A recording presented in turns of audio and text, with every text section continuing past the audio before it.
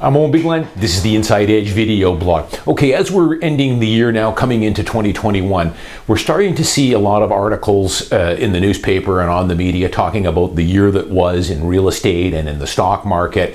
And then a lot of people, of course, are giving their kind of forecast to where they see both the Vancouver real estate market as well as the stock market, the TSX, the S&P 500, where they see us setting up moving into 2021. Now, if you follow me on Twitter, as you guys know, I'm not all that active on Twitter. I tweet out 5 or 6 things a week. I don't engage on Twitter, as you guys know. I've got a couple thousand followers there, and I really appreciate some of the messages and private messages and things people send me on Twitter, but I don't respond. Don't think I'm ignoring you or I don't care. I just don't get back and forth on Twitter. And I try my best to respond to some stuff here on my YouTube channel whenever I can, for sure. But there's been a couple of articles that I posted to my Twitter account, and we're going to see more of these over the next month or so. Of course, nobody saw the market that we were going to have in Vancouver real estate for this year, especially not back in March and April when we were in full lockdown mode. My business was completely shut down for 5 or 6 weeks. I blogged about it earlier this year. Of course, a lot of negativity out there on the real estate market is in for a free fall here. It's going to be crashing. Dark times ahead. Nobody saw the type of rebound. But there's some articles, as expected, now that you're seeing now about how these predictors, of course, these doom and gloomers, these ones that were predicting the big crash, including Evan Sandell from CMHC.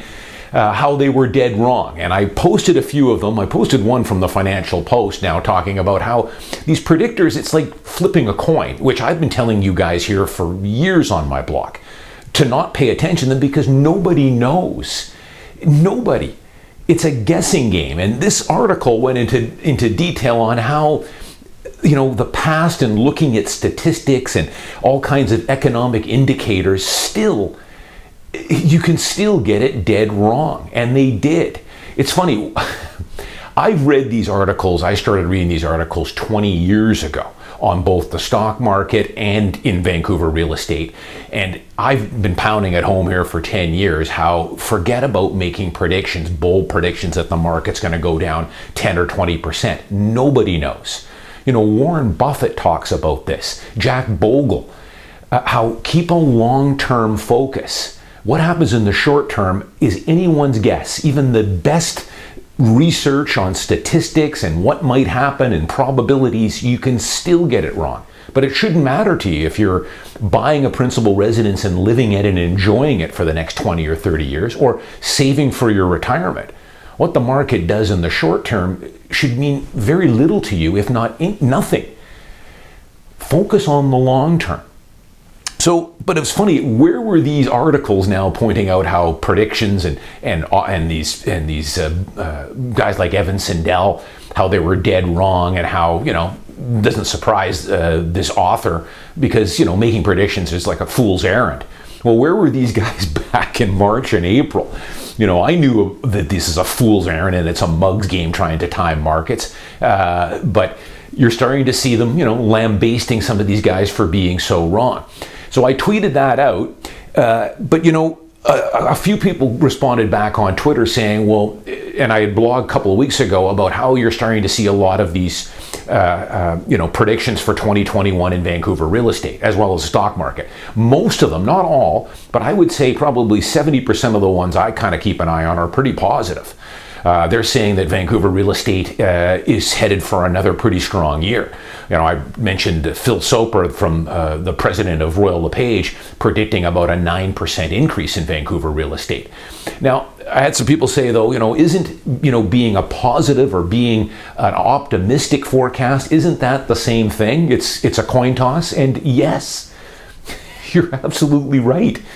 I'm sure, actually, if you asked a smart guy like Phil Soper, who's been in this business many, many decades, and has a real inside knowledge on where markets are going, he would tell you the same thing. Sure, I think 2021 is going to be a strong year for Vancouver real estate, and I'm predicting a 9% increase.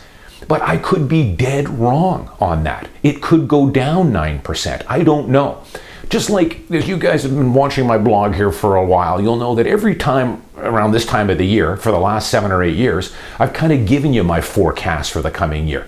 But I always put that caveat out at the beginning that I have no clue. I'll say that I think the market is headed, for another strong year based on these criteria. But I always point out that I don't have a crystal ball. I'm just guessing. And here I have 30 plus years experience. I do a lot of deals. I'm privy to a lot of inside information that you, the general public, will never have access to. And even I put out that caveat, I'm not that smart. What I'm telling you, and I'm sure what a guy like Mr. Soper would tell you, is this is not a lock. I think that, the market's heading for a good year, but there's no guarantee. But it shouldn't matter to you what it's doing in the short term. So absolutely, that's why I always put that out there. But let's just get back to people like Mr. Siddall and some of the other dust-ups I got in earlier this year. It started with that Bloomberg article back in April. The article that was, the day of reckoning is coming for Vancouver real estate. And I went on there to say that, this isn't worth the paper it's written on. It was loaded with just misinformation. They always throw a little bit of envy into those articles, something about Vancouver being the luxury car capital of Canada. Basically painting a pretty bleak picture for Vancouver real estate. And I said, just stay the course. Nobody knows for certainty what's going to happen. Now, I would tell you, though, that a guy like Mr. Siddall here coming out in the spring at the absolute depths of darkness for COVID, we were heading into a recession, businesses were shut down. The real estate business in Canada was completely shut down. I shut down my business for almost 6 weeks. Tenants weren't paying their rent. Businesses were boarded up. I was joking with my wife at that time. It was like something out of Escape from New York, some sort of apocalypse. I was thinking about putting battering rams on my car to drive around downtown Vancouver. So Mr. Siddall coming out saying that we're headed for a 10 to 18% correction. Well, if you had to give him Vegas odds on that, I would say he's probably going to be about 90% in his favor. So a lot of these people that make these big, bold predictions about the market crashing or going down, so much of this stuff is an ego game, and they try and get it to where the numbers are in their favor. And you couldn't have gotten it more in your favor than this past March or April. It was dark times. And yet he still got it wrong. Dead wrong. The point I'm making, I don't want to rub this in. I'm not trying to do that. What I'm saying is, and what I've been saying all along here, and I said back then, that Mr. Siddall could be very well right with the 10 or 18% prediction. It sure looked that way. But the problem that I have with people making these predictions, and they're trying to analyze the market based on all these statistics and foreclosures and rental rates and new home inventory coming on, and they use all these statistics, and then it makes it look really professional that the market's going to drop this year. The problem I have with that, they may very well be right, but it's the perception that it gives people that you should try and time a market. And trying to time a market, as we've seen this year, is a mug's game. Even when everything is in your favor by 90% and you think you're going to be a hero here by saying the market's going to go down 18%, you can still be dead wrong. Markets go up and down. As I've often told people here, and I've been telling you, I've been in this market 33 years. I have never missed a bull market, both in real estate and in the stock market, but I've also never missed a bear market. I've been through so many corrections, I've lost count. It's par for the course. But if you go back and watch my blogs when I do my market forecasts, I always put that caveat out there that market, I don't know. Market could easily go down 10 or 15%. And the Vancouver market for 2021 could easily, it wouldn't surprise me at all if the market does go down 15%. It wouldn't surprise me if the S&P 500 at this time next year is down 10 or 15%. But don't play the short game. People that play these short games, again, it's an ego thing. They wait until they feel that the odds are most in their favor, and then they throw these predictions out because they want to look like a hero. And yet so many of them still get it wrong. In a lot of ways, I can tell you that I don't know how long Mr. Siddell has been in real estate or what his history is, to be honest. Maybe someone can tell me. I certainly have no clue about these guys on YouTube, these anonymous bloggers that try and look professional. I don't think very many of them have a lot of experience in Vancouver real estate. Most of them don't have any skin in the game, as I call it. There's usually there's a narrative they want to push, this negative narrative. There's usually a reason behind it. You can never get to it because it's very opaque. But usually they're out of the market. They're hoping for the market to go down so they can buy in.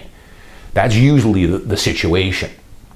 But you would never, really, making short-term predictions is really, I call it a rookie mistake. You would never see or hear Warren Buffett, ever, the greatest investor in the world, say, I think the S&P 500 is headed for a 15% correction next year. I'm selling all my holdings. You would never hear a guy like Jack Bogle say that.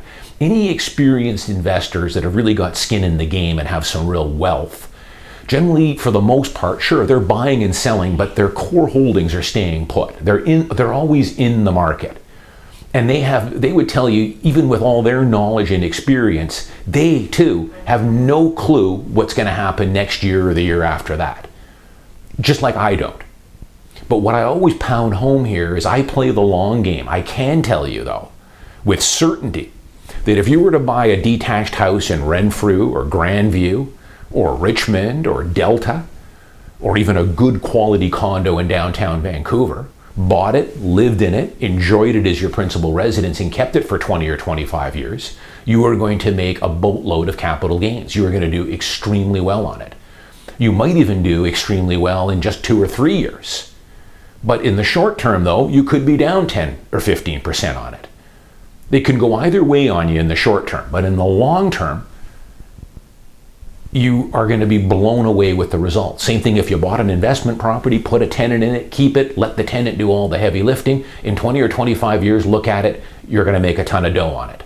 Same thing with investing. You've got to get your money working for you, buying high quality companies, index investing. There's going to be ups and downs. I have no idea what the S&P 500 is going to be at this time next year, but I can tell you in 10 years, it will definitely be higher.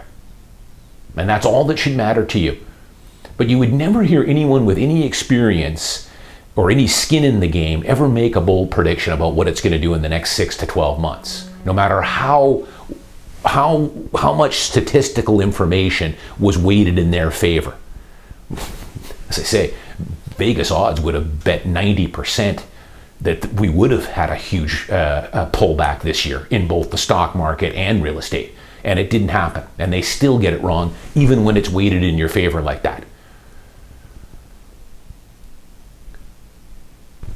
The big problem, again, that I have, it's not about making, as I said, the market could have very well, and if you told me back in the spring, I would have said, yeah, I think the Vancouver market is going to be down 10 or 15%.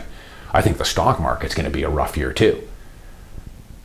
It's not that. They could be very well been right. It's the message that it sends that you want to try and time a market. That's the problem I've always had. And I did that follow-up, and you're going to see more of these coming out, in the Globe and Mail and the Financial Post. The Financial Post interviewed me, and I don't do a lot of interviews, talking about that exact same thing, where I clarified I didn't want to rub it in for Mr. Siddell. I could have.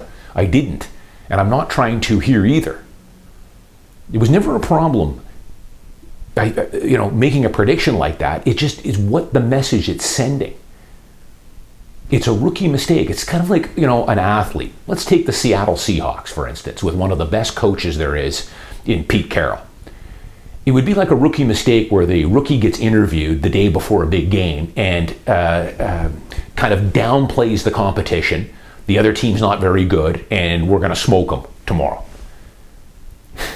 You would never see that happen. It's a rookie mistake. And if it did, I can tell you that Pete Carroll would be all over this guy. What are you doing? You're just giving them ammunition because we don't know. Focus on you. That's what making these bold predictions is like. But again, it's all an ego thing for these people. If they get it right, they scream to the mountaintops, see how smart I am. When they get it wrong, they just quietly slink away. And I've talked about this. go back in my archives. When I started doing this blog back in 2012, 2013, there was a whole different gaggle of these negative doom and gloomers with their blogs and all the other stuff. They were reposting my videos on my positivity and everything else, and they all got their heads handed to them like they always do, and then they quietly slink away, never to be heard again, and then you get another new wave of these people. This is what happens, folks. The cycle just keeps repeating itself. I usually come out ahead because I don't focus on the short term. I only focus on what real estate and investing and saving for retirement can do for you in the long term. Buying and holding, it's the only advantage you have. But it really is a rookie mistake making bold predictions and calling for corrections. You wouldn't see anybody with any real, skin in the game, anyone with any experience ever go out on a limb like that. You never see me do that. And you shouldn't. Focus on the long term.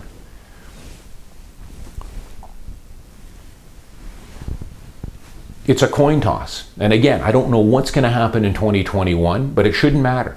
I do these blogs, I know a lot of you are converted and understand. I do it as positive affirmation for a lot of you that have maybe bought in the last couple of years to stay the course, because we're getting bombarded. We're at war. And this war will never end with the negative doom and gloomers. As I say, they come and go, they get their heads handed to them, and then a new gaggle of them comes as the market goes back up, because they time it. They figure, hey, the market's been on a bull run. Now's my time to jump in and scream to the mountaintops that it's going to go down. Yeah, of course it's going to go down. Even a broken clock is right twice a day. That's the way real estate and the stock market works as well. But if you want the superior returns, you're going to have to get used to some setbacks along the way. I've done so many blogs on this. I'm Owen Bigland. As always, thanks for watching. I'll see you next week.